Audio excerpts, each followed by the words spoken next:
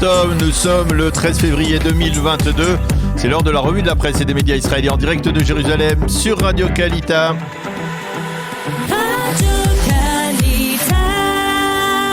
De la presse israélienne en direct de nos studios de Jérusalem.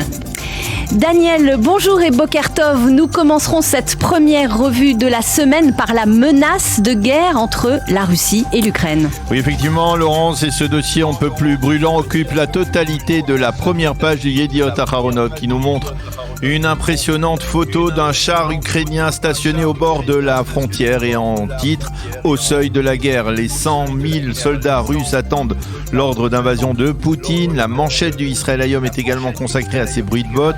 Le monde assiste avec effroi à cette tension, titre le quotidien gratuit, qui nous montre aussi des soldats ukrainiens dans la neige et des manifestants ukrainiens à Kiev. Quant au Premier ministre Naftali Bennett, il lance un appel urgent aux Israéliens actuellement en Ukraine, quitter immédiatement le pays. Sur une double page intérieure, le Yediot Aharonot nous décrit les rapports de force entre les différentes parties dans ce conflit qui se précise. Le site Ynet affirme que l'entretien d'hier soir entre Poutine et Biden n'a rien donné. Il titre « Crainte en Europe d'assister à un afflux de centaines de milliers de réfugiés ukrainiens ». Le site N12 est beaucoup plus précis ce matin concernant les directives lancées aux ressortissants israéliens en Ukraine. Oui, effectivement, Yaron Abraham explique sur ce site que le ministère des Affaires étrangères est entré en état de crise. Une cellule permanente de crise a été ouverte durant le Shabbat au ministère à Jérusalem sous la direction du directeur général du ministère Alon Ushpiz. Une des missions de cette cellule sera d'envisager l'évacuation d'urgence des diplomates israéliens en poste à Kiev et en Ukraine. Pour l'heure, les diplomates restent en poste, mais leurs familles commencent à quitter Kiev dès aujourd'hui. En Israël, on se prépare également à l'éventualité que la communauté juive ukrainienne sollicite la possibilité de trouver refuge en Israël. Le site N12 explique que la position israélienne est très prudente. D'une part, on veut être à Jérusalem dans le camp occidental aux côtés des États-Unis, et de l'autre, on ne veut pas risquer d'hypothéquer les bonnes relations que l'État hébreu entretient avec la Russie et avec Vladimir Poutine en particulier. C'est la raison pour laquelle Naftali Bennett a donné l'ordre à ses ministres et aux officiels de ne pas commenter la tension entre la Russie et l'Ukraine, mais seulement de se focaliser autour du sort des ressortissants israéliens. D'autres éditorialistes abordent cette crise. Qu'en est-il ? Oui, Nadav Eyal écrit ce matin « Guerre en Europe ». Ce seul titre réveille de multiples appréhensions, écrit-il. Un grave danger menace l'ordre mondial. Cet ordre qui a été instauré depuis la Seconde Guerre mondiale et ensuite depuis la chute du mur de Berlin. Cette première grande menace surgit en Ukraine. L'ancien général Amos Yadlin écrit sur le site N12 que les répercussions d'un conflit entre la Russie et l'Ukraine ne manqueront pas de toucher directement Israël. Sur le plan stratégique, cela va réduire considérablement le peu d'intérêt que les Américains avaient déjà pour la situation au Proche-Orient.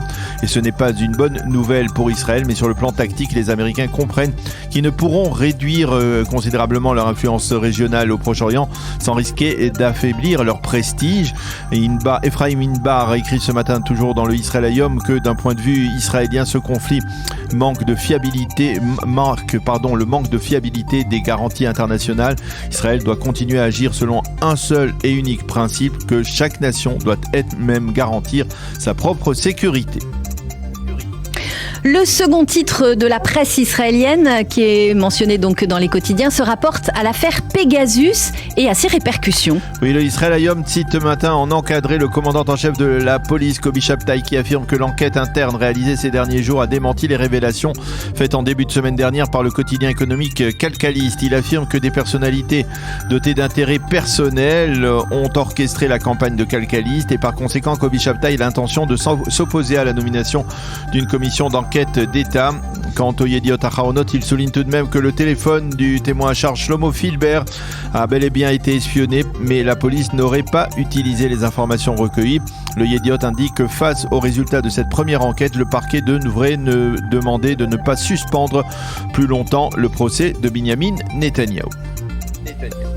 Et puis la presse et les médias sont en effervescence après le limogeage sans ménagement de Yaakov Berdugo de la radio de Tzahal, Galey Tzahal, jeudi dernier.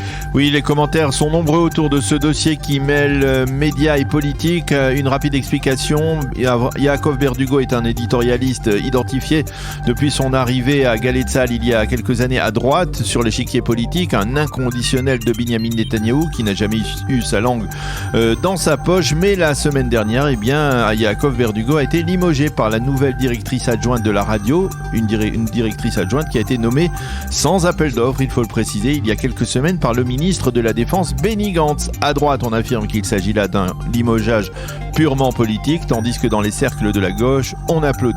Et justement, ce matin, Enad Schiff, dans le Yediot Aharonot, écrit que ceux qui applaudissent au limogeage de Berdugo ne doivent pas oublier qu'il y aura probablement un retour de manivelle et que lorsque celui-ci se produira, personne ne pourra les défendre. Le Israël Hayom, lui, a ouvert ses colonnes à Yaakov Berdugo, qui titre son éditorial ce matin « Le ministre de la Défense a pris le contrôle de la radio de l'armée ».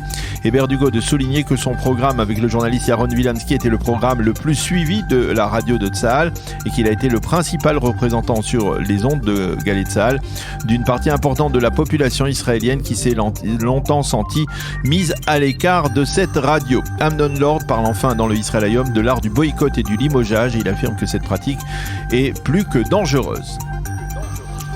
Et puis nous terminons cette revue de la presse par une anecdote historique qui rapproche deux des leaders du Likoud, à savoir Menachem Begin et Ariel Sharon. Oui, le quotidien gratuit publie ce matin une photo historique. Elle nous montre ensemble Mordechai Scheinerman, le grand-père d'Ariel Sharon, aux côtés de Zeev Dov Begin, le père de Menachem Begin. La photo a été prise il y a 116 ans, en 1906, à Brisk, ville dont les familles des deux leaders israéliens sont originaires.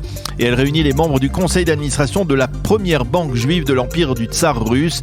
Et à cette occasion, la Bibliothèque nationale israélienne rappelle que la grand-mère d'Ariel Sharon a été la sage-femme qui a donné naissance à Menachem Begin. Cette photo a été publiée à l'approche du 30e anniversaire du décès de Menachem Begin, un anniversaire qui sera marqué par de nombreux événements au début du mois de mars.